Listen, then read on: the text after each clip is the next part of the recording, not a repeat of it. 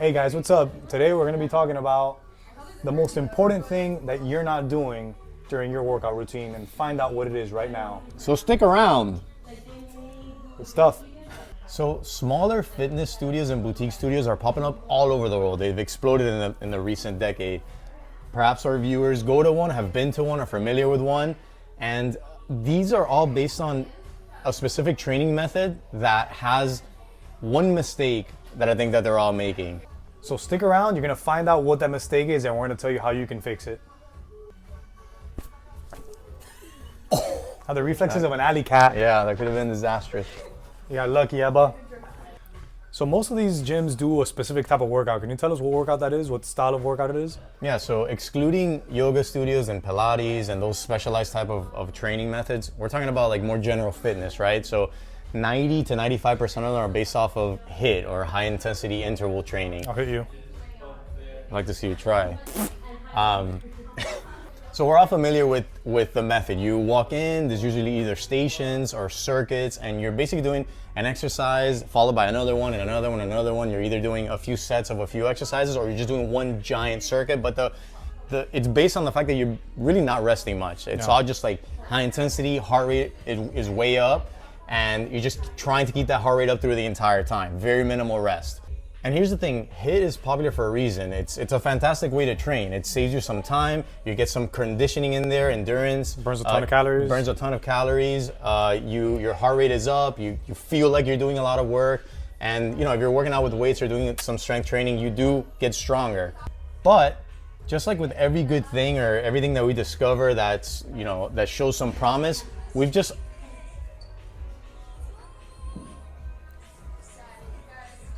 Get out of here. Ebba, okay. Say what you You gotta got something to say. say? Nope. All that being said, I do feel like HIIT is overrated in this day and age. What? I was gonna say, just because something is good doesn't mean it's like the end all be all of training. Especially like people's goals are so different. You can't just say for every goal you're gonna do HIIT. Especially if you're more of an advanced lifter, I don't think HIIT is gonna be it for you unless you're using it like as a supplementary workout. Yeah, we're gonna really dig into it and why we have that opinion. But I would say for those who are trying to, if your goal is to maximize your strength and your physique, then there are better options, and we're gonna dig into that. What are they? So what is the big mistake that this HIIT methodology is excluding?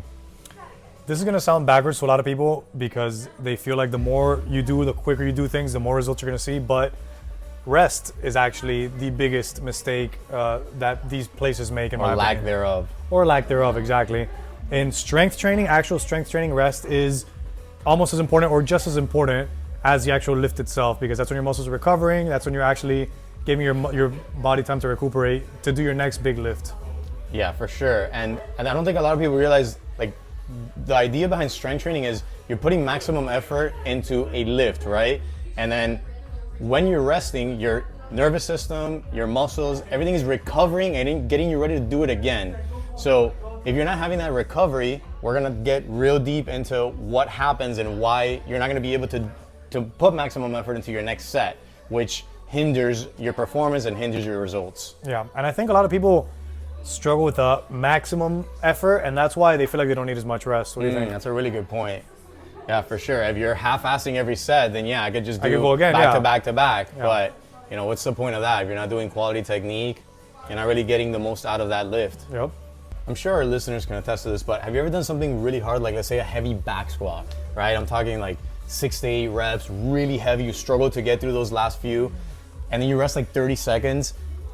Do you think you're able to do that again after 30 seconds or 45 seconds? Hell no. There's no way. It's literally impossible. Why? Yeah. Because you've taxed your system, your central nervous system, your muscles so much, or even breathing heavy at that point, that if you try to do something really hard like that again, it's physically impossible to do it. So what happens if you try to do that, which again, a lot of these models encourage you to do stuff like that, what's gonna happen is every set is gonna get shittier than the last. Just poor technique, faulty movement patterns, every set looks worse. And now what you're doing is you're teaching your body that, hey, I just need to get this done. Whether I do it correctly or not, doesn't matter. I just need to get this bar like down and up again. That's when you see quarter squats, yeah. For sure, and that's just not the point of lifting weights. So at this point, I should give a disclaimer. If you are just kind of dabbling and you're one of those people that I just want to go and I'm not too serious about my workouts. I know I'm not going to do it on my own. I'd rather do something than nothing. If you're not that serious, like by all means, keep doing your HIIT, keep doing your classes. Like it's okay. You're still going to get decent results out of that. Yeah. This is specifically for people who are trying to maximize their strength gain, maximize the amount of muscle or the amount of fat that they lose or their physique goals. If you're more serious about it, we're just saying there's better ways to do it. It's not that one is bad and one is good. There are just better, more optimal ways to do it. Definitely. And we see it happen all the time, especially with like new lifters that want to take the next step. They'll start in one of these places, they'll max out the results they can get there, probably do as much weight as they can and realize, okay, this is getting a little too easy or too monotonous, or I'm not seeing the results I want anymore after like 3 months. That's when they start taking strength training a little more seriously. That's when they should start looking at rest, looking at maximizing their weight output, all like that a stuff. structured program, something with progressive overload. Exactly. That's a good point. It's like an entry level type of training. Yeah, and if you could pass that, or if you want to go past that, then you could start looking into what we're discussing here, which is the more serious strength training, more rigid Maybe program. that is an important role of these studios, which is to just get you going. Get you going, get that motivation, and I don't see anything wrong with it. I always see it as No, like, absolutely not. yeah, like, oh, go out, do something, and then that kind of weeds out the, like you said, who's just there because they want to be there, they want to do something, they want to get moving, and who wants to take it to the next level, who wants to take it seriously. Although I will say, do your research first, because I've seen, we always talk about this on this podcast, about like the atrocious programming. And for example, if you're, 100 pounds overweight, 80 pounds overweight, which there are a lot of people that are 80 pounds overweight, and you go into one of these HIIT programs and then like they'll have you jumping around, plyometrics, like all these power movements that your body just isn't prepared for, Yeah. that could be doing more harm than good. So as an introductory thing, you just look into the program and see what kind of movements they're doing, because you really don't want to be putting yourself in that position. A, it's going to discourage you, and B, it's going to put your body in a position where it's not prepared to do certain things. Yeah. So it's not beginner friendly, in other words. And if you feel like you're too much of a beginner to know what a good program is, listen to your body. If it doesn't feel good, if you're jumping too much and your knees don't feel good, don't do it. It's probably not good for you. All right, so let's put our hard hats on, get our shovels out, and let's really dig into what makes the rest so important. What's going on in your body that makes it so necessary? Okay, so we can bring up a few things. So let's start with energy systems, basically with the energy, the fuel that your body's using. So have you ever done a full out, like max effort sprint? Yeah, all the time. For my Okay, cops. so do you think you could do that for a minute? Definitely not. It's impossible. Yeah. If you've actually tried to sprint as fast as you can, you'll realize that after like 10 to 15 seconds, you'll really start to slow down and your body just can't maintain it, right? There's a reason for that. It's not based on your muscles, it's based on your energy systems, okay? So to keep it really simple, we're not gonna go into this whole physiology thing, bore these poor viewers, but there are two basic systems that your body uses: anaerobic or without oxygen, and aerobic with oxygen. That's why we call it aerobics classes, and cardio means that you're doing a lower intensity thing for longer periods of time. If you're not doing high intensity training, your body can go for very, very long periods of time. Like that's why marathon runners and ultra marathons, you can go for a long period of time. But the 100-meter sprint is only 100 meters. It's not 150, it's not 200, it's not 400. Those same guys, when they do, or gals, when they do 200 meters, 400 meters, they start to slow down a little bit, okay? So to keep it real simple, when you're doing HIIT, when you're doing strength training, when you're lifting weights, you're using primarily the anaerobic. You're functioning without oxygen. That means that the body has a pretty relatively short limit as to how much fuel it has in the tank. That's why you're gonna be gassed if you do something really, really heavy, or you go full out like a sprint, or even if you're playing sports and you do like one play, like a football player or a basketball player, you sprint down the court, you're using anaerobic system. The body gives you this quick energy, but it comes at a cost. It's like, hey, I need to replenish. If you try to keep going with exercise, it starts to tap into the more aerobic, but now you don't have the power, you don't have the strength that you had before. So and that's why sports, if I'm correct me if I'm wrong, but sports like football, that's why it's such a 5-10 second play where you rest. Yeah, take a break, because you want to see that explosiveness. You don't want to see guys jogging out there. For sure. If it didn't have that break, it'd be a disaster. You'd see guys just like slugging themselves around. Yeah. For sure. So that's just the energy system part of it. You're the one that elbowed the guy right in the face. So another aspect is the central nervous system. The central nervous system basically sends signals to your muscles, and during bigger lifts, it's gonna get fatigued. Perfect example of that is, I don't want to keep using back squat, but let's say a really heavy deadlift. We're using all your muscles and it's something really, really heavy and taxing. You feel like systemically just fatigued. Yeah, you don't feel like a tricep burn or a glute burn. No, you feel like I'm smoked. Yeah. I'm breathing heavy, man, my whole body. Compare that to a calf raise where you're just doing calves, and yeah, your calves are burning, but like you're not breathing heavy, you're fine. You can probably go again in 30 seconds, 45 seconds, but you need to rest in order to do that. That's central nervous system fatigue. It's not a fun feeling. It's not. It's taxing. But on the other hand, it's what gives you the big gains, the big results. Yeah, a lot of people are always like the big weightlifters are always seeking that feeling because. Yeah, and there's a reason why in these fitness studios you're not gonna do a super crazy heavy deadlift and then do 1,000 other things and go back to a heavy deadlift. Like I hope your gym's not making you do that. That would be horrendous. Isn't that what CrossFit is? He said it. So let's talk hormones. Hormones is the last thing we're gonna talk about with this physiology stuff. So basically hormones are released and they drive change in the body. They're just basically sending signals to your body, like do this, do that, right? So you need rest in order to activate the right hormones that are gonna send the signals to either build strength or build muscle, right? And those are hormones like testosterone, growth hormone, insulin-like growth factor. And the other thing is, another hormone that you have to be careful with is cortisol, right? Which our viewers are probably familiar with as the stress hormone. You don't want your cortisol to be too high as a response to training. With HIIT training, it just starts accumulating as you get more fatigued, right? So the idea is give your body the proper rest, and then what that's gonna do is it's gonna enable the right response to be able to do more work, because every set is gonna be a good set, which gives a better hormonal response, both during the workout and then after the workout is when these hormones start signaling, hey, start building muscle protein synthesis and all these nerdy terms. Yeah, because exercise is a form of stress, right? Yes, exactly. So, but you want to manage stress. That's the good way to think about it. You don't just want to like stress. And that's, I would say that's, if there's any takeaway from here, if you made it this far, it would be, it would be the idea of exercise is not stress yourself as much as possible, right? Like beat yourself to the ground. Unfortunately, that's what most people think. They think, I need to be smoked, lying in a pool of sweat and just like, wow, what a good workout. Wrong. Any exercise scientist will tell you that's not the way that you properly work out. Again, if you want to maximize gains. You want to put as much effort as you can into each set. Make sure you're putting as much work into each set, and then give yourself the proper rest so that you can do it again and put more work into that set. You're not working harder by not resting. Exactly. That's an illusion, Michael. But tricks you.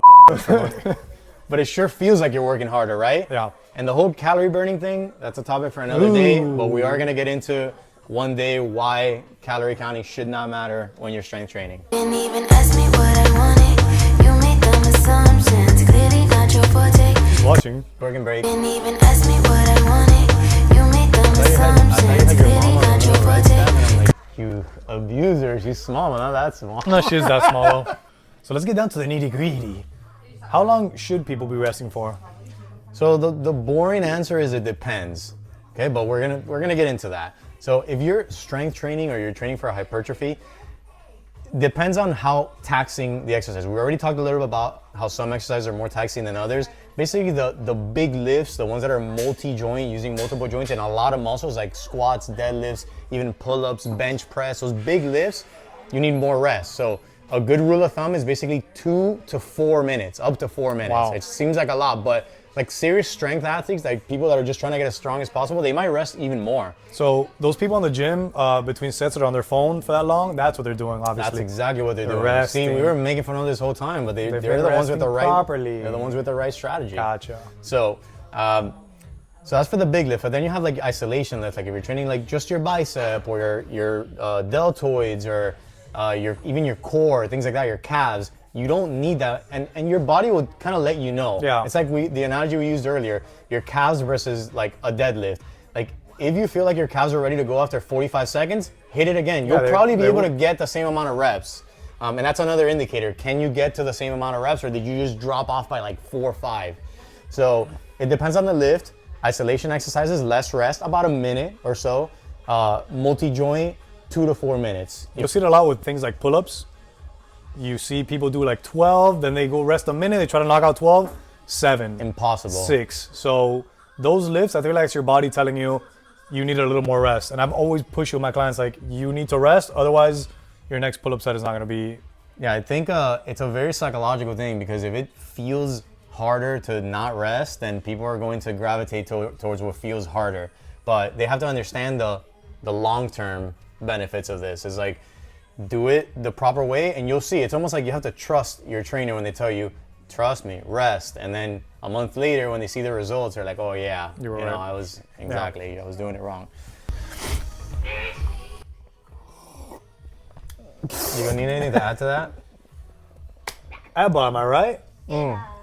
What if you're going to one of those, go to this place where, Boom.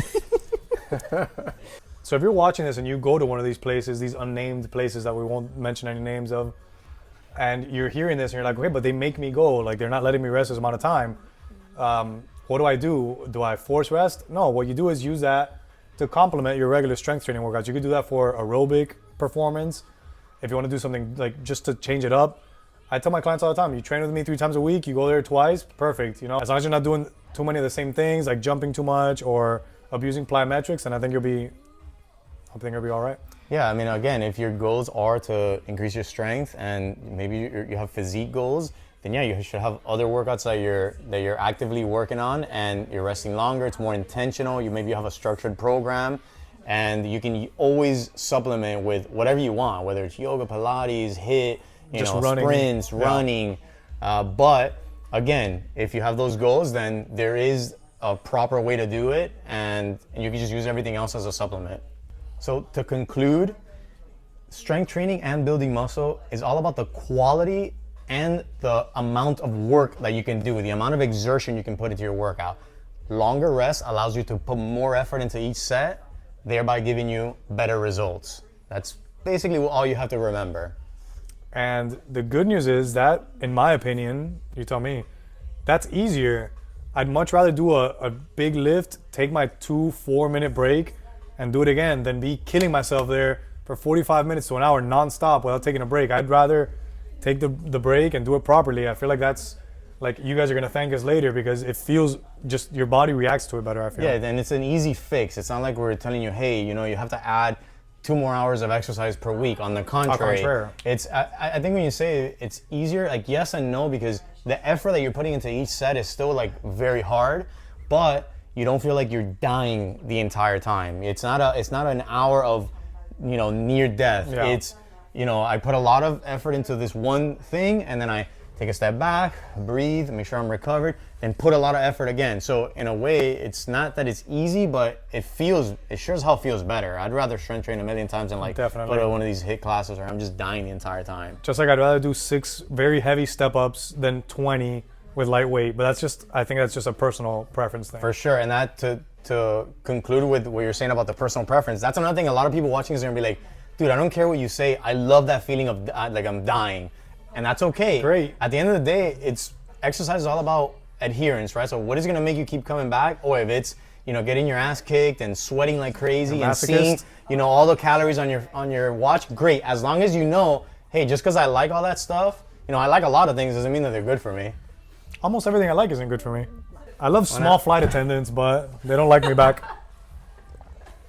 Okay, so to the next one. Cheers. We controlled ourselves. We were concise.